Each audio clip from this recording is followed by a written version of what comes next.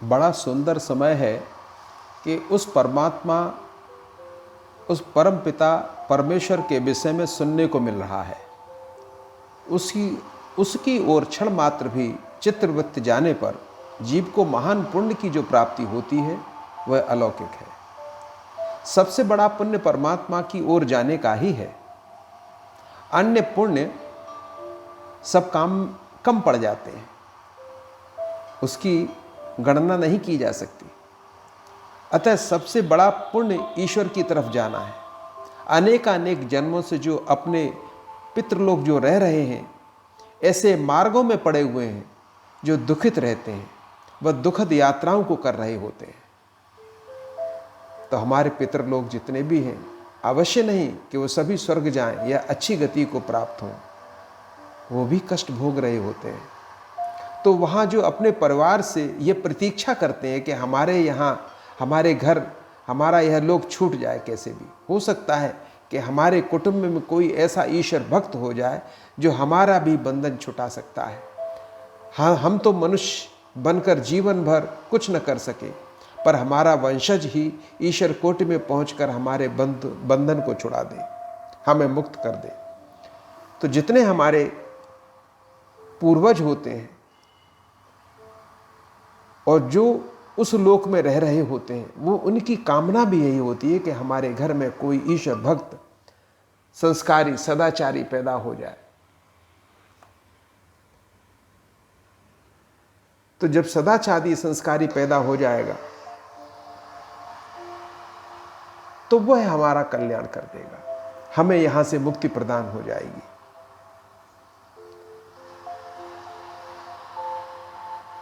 जब कोई पितृ यह जान लेता है कि हमारे वंश में कोई ईश्वर भक्त हो गया, तो वे सब नृत्य करने लगते हैं। उस परमात्मा में चाहे क्षण भर के लिए हो, परंतु बहुत समय के लिए ही लगाव हो, कम समय के लिए लगाव हो जाए, यह भी अपने आप में महत्व रखता है। इसका भी एक पुण्य होता है। तो ईश्वर की तरफ मुड़ने का, ईश्वर में लगने का अपना एक पुण्य है, और इस पुण्य का लाभ आपके पितृलोक तक को प्राप्त होता है। एक तो उसकी ईश्वर की ओर लग जाना, व परिवार में भी ईश्वर की ओर जाने में मदद मिले। आवश्यक नहीं है कि यदि आप ईश्वर की ओर जाते हो तो परिवार से सहायता न मिले। परिवार में माता पिता अपने बच्चों को ऐसा संस्कार देते हैं कि जिससे कि वह ईश्वर की ओर मुड़ जाए। एक निमित्त से मिलती है, वह दूसरी निमित्त को छोड़कर मिलती है। तो सहायता परमात्मा की ओर जाने की दो तरीके से मिलती है। एक तो निमित्त से मिलती है, दूसरी निमित्त को छोड़ करके मिलती है। निमित्त वाला जो वैराग्य होता है, उसका न के बराबर स्थान होता है। जब निमित्त की पूर्ति कहीं पर हो जाए तो ईश्वर भी उससे छूट जाता है। जैसे कोई धनहीन था तो ईश्वर की ओर बढ़ने लगा, तो उसे उसको धन की प्राप्ति हो गई, तो वहीं से ईश्वर का स्थान समाप्त हो जाएगा, उसका मतलब हल हो गया। बस ये होती है निमित्त की पूर्ति। जैसे कोई छत से या धक्का लगने से जो दुख हुआ, उत्पन्न हुआ, तो वह परमात्मा की ओर गया। फिर जब दुख दूर होने पर परमात्मा की जिज्ञासा भी समाप्त हो गई। तो अधिकांश लोग यही करते हैं, परमात्मा की ओर जाते हैं, और जब उन्हें सुख की प्राप्ति हो जाती है तो वह परमात्मा को भूल जाते हैं। जिस तपस्या से उन्होंने परमात्मा से वो चीज़ मांगी थी, ऐश्वर्य, धन आदि मांगा था, वो उन्हें प्राप्त भी हुआ। फिर उसके बाद परमात्मा को छोड़ दिया। ठीक इसी प्रकार विपरीत स्थिति में जब निमित्त को छोड़कर जब मदद मिलती है, तो वह ईश्वर की ओर से ही होती है, वह उसकी ओर ले जाती है। एक बार गोपीचंद की माँ अपने बेटे को सुंदरता देखकर बड़ी ही प्रसन्न हुई। इसके बाद वो रोने लगी। तो लड़के ने बोला, हे माँ, आप ऐसी कौन सी बात हो गई? पहले आप खुश थी मुझे देख करके, अब आपको रोना आ रहा है। माँ बोली, क्या करोगे पूछकर? मेरे हृदय के भाव थे, निकल आए। गोपीचंद बोले, नहीं माता, बता दो। माँ ने कहा, यदि तुम उसकी पूर्ति न कर सके तो बड़ा अनर्थ होगा। मेरी वाणी बेअर्थ न हो जाए, इससे डरती हूँ। अतः तुम्हारे सामने अपने भाव प्रकट नहीं करती हूँ। अच्छे पुरुष इस बात से डरते हैं कि उनकी वाणी बेअर्थ न चली जाए, ऐसी भाषा न बोले जिसका कोई अर्थ ना हो। वही ऐसी भाषा बोलेंगे जो असंयमी होगा। तो असंयमी व्यक्ति ऐसी भाषा बोलेगा जिसका कोई अर्थ ना हो। तो उसकी माँ इसकी चूक करके रह जाती है।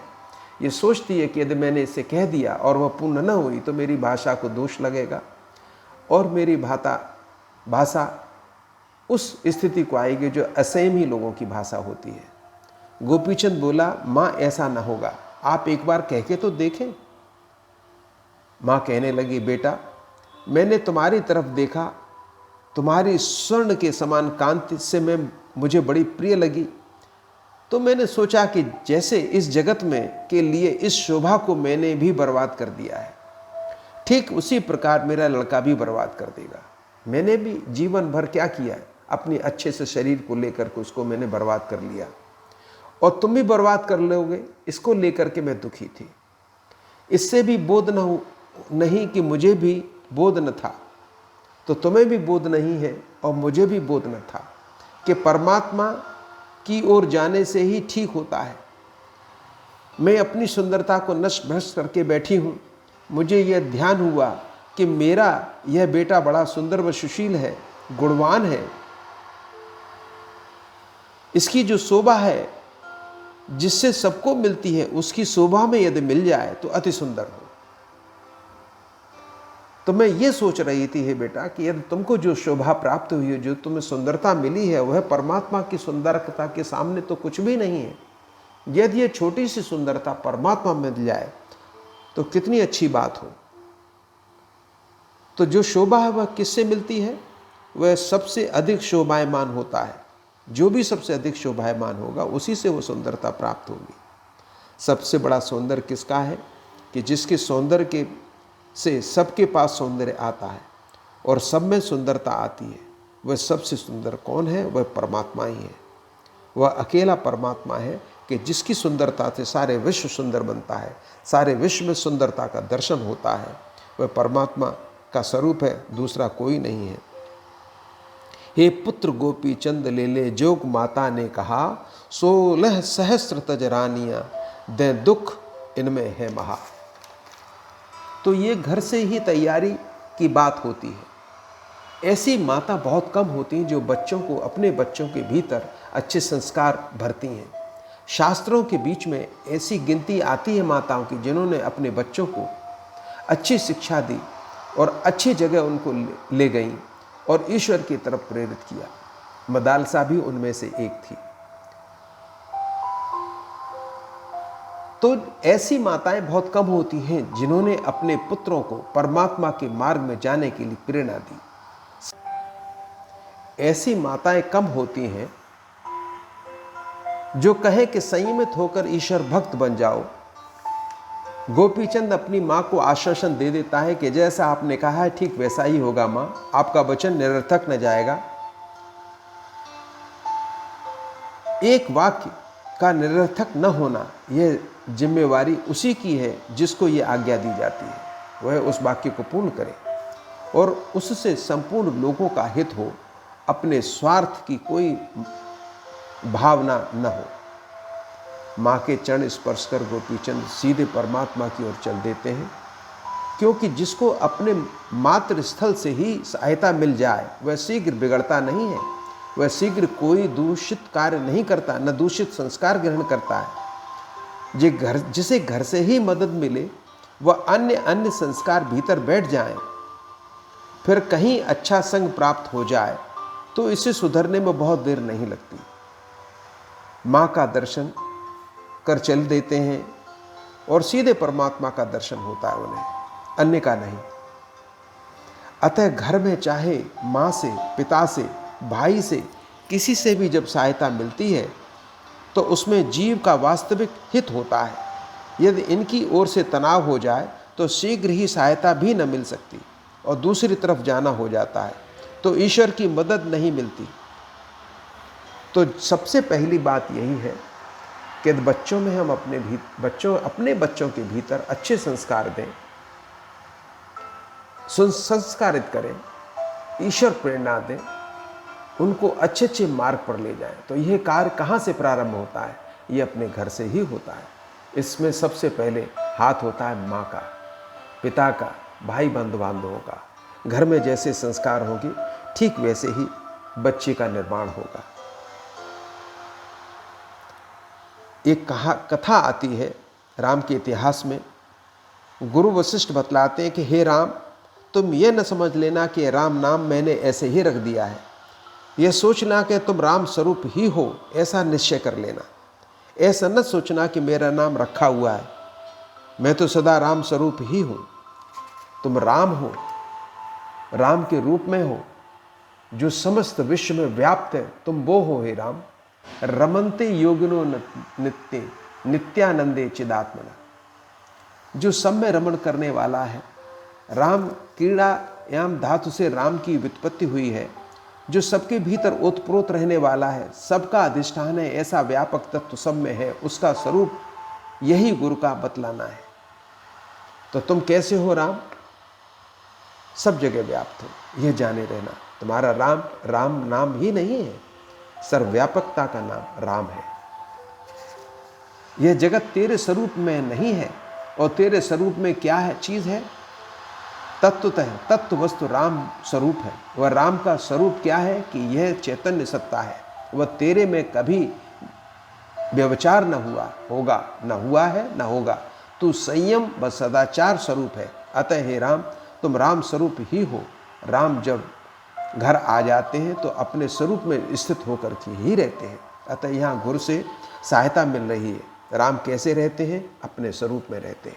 तो यहाँ पर जो उनके गुरु को तो राम जो है बालक के स्वरूप में ही मिले हैं, तो उनमें ये शिक्षा कौन देता है? महागुरु देता है, और बचपन से ही देते हैं। दूसरी जगह राम को कैकेयी निर्वासन यात्रा के लिए आदेश करवाती है। जाते समय कहती है कि तुझे कोई चिंता नहीं है। तब रामचरण स्मरण कर कहते हैं कि आपने जो ये आशीर्वाद दिया है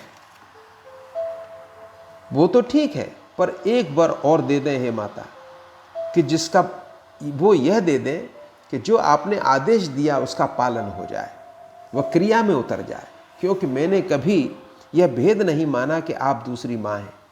तो एक आशीर्वाद तो आपने ये दिया है कि मैं वन को गमन करूं, और दूसरा आशीर्वाद ये भी दीजिए कि मैं इसका निर्वहन कर सकूं, मेरे पैर न डिगमिगाएं, मैं दृढ़ होकर के इसको पूर्ण कर लूं। राम का सदा ऐसा स्वभाव रहा है कि कैकेयी जब लेट जाती थी तो एक स्तन से राम व एक स्तन से भरत दूध पान करते थे। तो राम कहते हैं यदि ऐसा न होता तो दुग्ध का स्रोत केवल भरत को ही प्राप्त होता। जैसा स्रोत मुझे था ठीक वैसा ही भरत को, तो उसने भी वही दूध पिया है जो मैंने पिया है। हम दोनों ने एक सा वात्सल्य भाव आता है। अतः आप ऐसा आशीर्वाद दो कि मैं अपने वचनों को ठीक ठीक पालन कर सकूं। तो ये शिक्षा कहाँ से मिली? उस स्त्री से मिली जिसने राम को वन में जाने की आज्ञा दी। तो ये संस्कार कहाँ से आए? बचपन से ही। किसी को बन जाने में कष्ट होता, पर यहाँ राम को प्रसन्नता हो रही है, क्योंकि जिस कार्य के लिए राम आए हैं उसकी पूर्ति घर बैठकर नहीं हो सकती। यह संभव तभी होगा जब राम निर्वासन यात्रा पर जाएंगे। अनेक ऋषियों के दर्शन प्राप्त होंगे, अच्छे अच्छे सुंदर सुंदर उपदेश प्राप्त होंगे। पर राम के स्वरूप का गुण से, राम के स्वरूप व गुण में दृढ़ता भी आएगी। उस परमात्मा के स्वरूप में जब मेरी दृढ़ता हो जाएगी तो मेरे में भी उस गुरु द्वारा कहे गए गुण व लक्षण आ जाएंगे। अतः जरूरी है कि मैं उन स्थानों पर जाऊं। अतः राम की माँ उन्हें जाने की आज्ञा दे देती हैं। वह पति का वेश धारण करके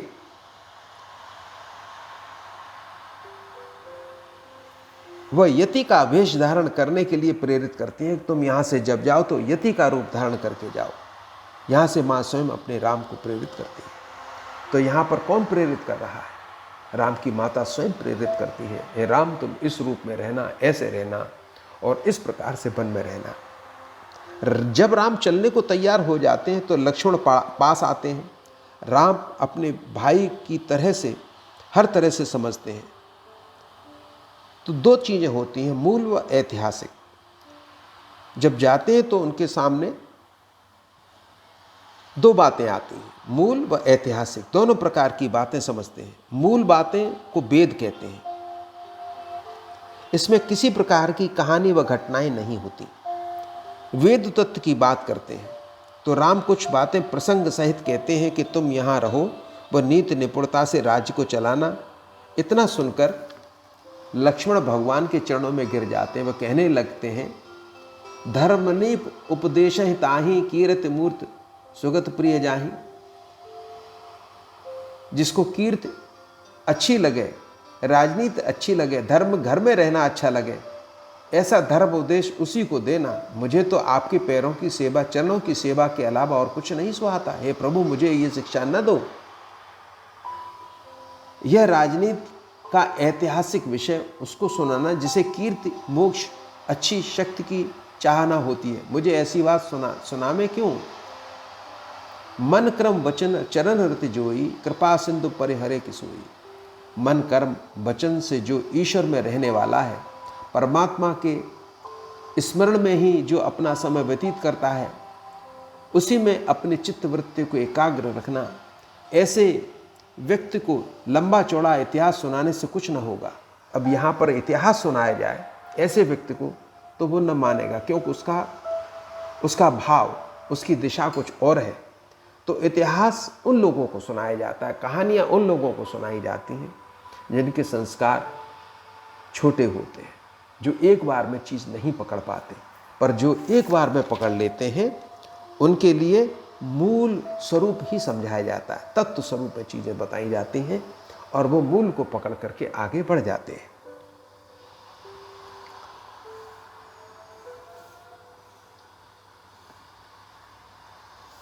आप तो भगवान हैं, आप सिर्फ एक बात कह दीजिए कि हे लक्ष्मण, मैं तुमको अपने साथ ले चलूंगा,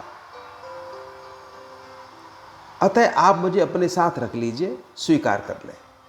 मैं यही चाहता हूं, आप मुझे स्वीकार कर लें, मैं आपके साथ चलना चाहता हूं। राम कहते हैं ठीक है, पर माता से आज्ञा ले लो। तब जब राम कहते हैं अपनी माता से आज्ञा ले लो, तो लक्ष्मण माँ के पास पहुंचकर चरण स्पर्श कर पूछने लगे, क्या मैं राम के साथ चला जाऊं? तो माँ ने जवाब दिया, बेटा, मैंने पहले से ही निश्चय कर लिया है कि तुम ऐसे महापुरुष की सेवा में ही रहो और ईश्वर भक्ति में ही अपना समय व्यतीत करो। मैं अपने गर्भ स्थान को तभी पवित्र समझूंगी जब तुम ईश्वर भक्त बन जाओगे। बेटा, राम के ऊपर यदि कोई आपत्ति पड़ जाए तो अपने शरीर को सबसे पहले छोड़ देना, यह मेरी आज्ञा है, इसका पालन करना। उनकी रक्षा करना तुम्हारा उत्तरदायित्व है, उनकी सेवा करना तुम्हारा उत्तरदायित्व है और उन्हीं के साथ रहना यह मेरा आदेश है। तो ऐसी बात सुनकर लक्ष्मण सोचने लगे कि माता तो मेरे अनुकूल है, अतः आगे का मार्ग तो अब तय ही है, क्योंकि मुझे आज्ञा प्राप्त हो चुकी है। इस प्रसंग में हर प्रकार की प्रेरणा माँ से ही मिल रही है। अपने पुत्र को अंदर साहस की बातें, ईश्वर दर्शन की बातें, ईश्वर भक्त की बातें बाल्यावस्था से ही दी जाती हैं, तो उसका मार्ग साफ हो जाता है, वह आसानी से वह आगे बढ़ जाता है। लक्ष्मण की पत्नी थाली में आरती लगाकर बैठी हुई है, यह प्रतीक्षा कर रही है कि मेरे पति आवेंगे, चलते समय उनकी आरती कर दूंगी। लक्ष्मण ने इस बात पर कोई ध्यान नहीं दिया। माता से मिलकर लौट आते हैं, पत्नी से नहीं मिल पाते। इधर लक्ष्मण राम के साथ 14 वर्ष तक रहे, उधर उर्मिला एक दीपक के पास ही 14 वर्ष तक बैठी रही। इसको कहते हैं निष्ठा, इसको कहते हैं तपस्या, कि जब मेरे पति आवेंगे मैं पूजन करूंगी। तो उर्मिला जैसा कौन हो सकता है कि दीपक जला करके ही वे 14 वर्ष तक प्रतीक्षा करती रही कि मेरे पति आवेंगे, उनकी मैं आरती उतारूंगी। अतः यह साधारण भक्ति की बात नहीं है, बड़े कठिन साधन की बात है और बड़े कठिन व्रत की बात है। तो ये तो लक्ष्मण की बात रही। तो ये संस्कार कहाँ से राम में आए, ये संस्कार कहाँ से लक्ष्मण में आए? माता की शिक्षा से, गुरु की शिक्षा से। तो बचपन से ये संस्कार दिए जाते हैं। दूसरी ओर भरत भी जिधर गए उसी तरफ देखते हैं कि राम की प्रतीक्षा करते रहें कि कब अवध पूरी होगी।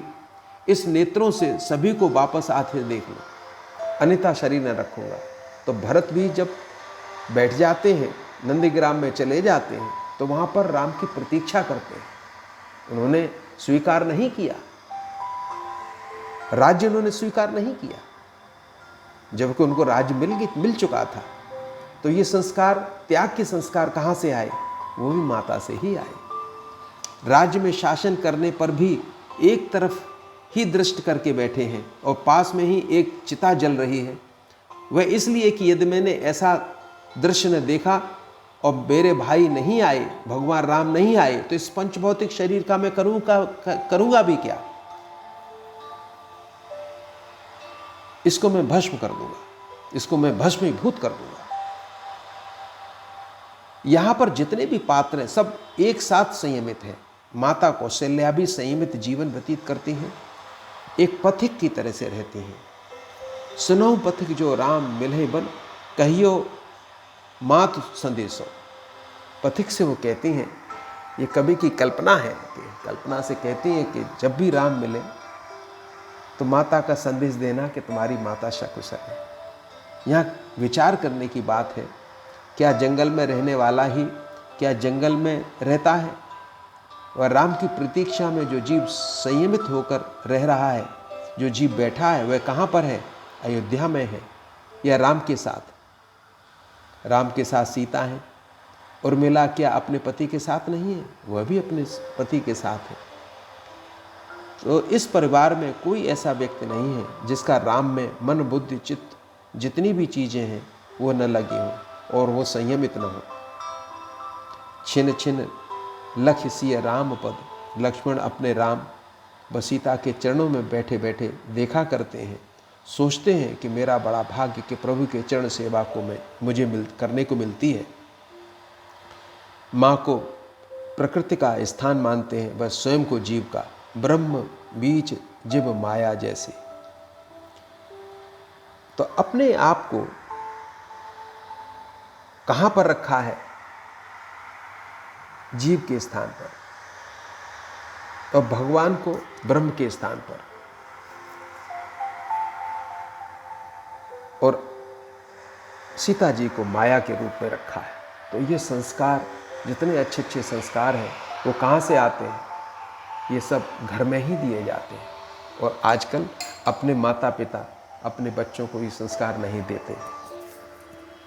कुसंस्कारों का उदय हो जाता है, वहीं पर गृह क्लेश, गृह दूषित होते जाते हैं, अन्य अन्य क्रियाकलाप करने लगते हैं, घर में दूषित वातावरण आ जाता है। तो जितने हमारे पितृलोक के वासी हैं वो दुखी होने लगते हैं कि हमारे घर में कैसी कैसी वृत्ति हो गई है, कैसे कैसे दूषित कार्य होने लगे, जैसी हमने कभी कल्पना भी नहीं की थी। तो जितने भी हमारे पितृलोक हैं वो सब दुखी होते हैं और दुखी मन से बैठे रहते हैं और ये आशा करते हैं कि हमारे कुल में, हमारे घर में कोई ईश्वर भक्त, ईश्वर की भक्ति करने वाला कोई व्यक्ति पैदा हो जाए, जिससे हमें आनंद की अनुभूति हो, सुख की प्राप्ति हो।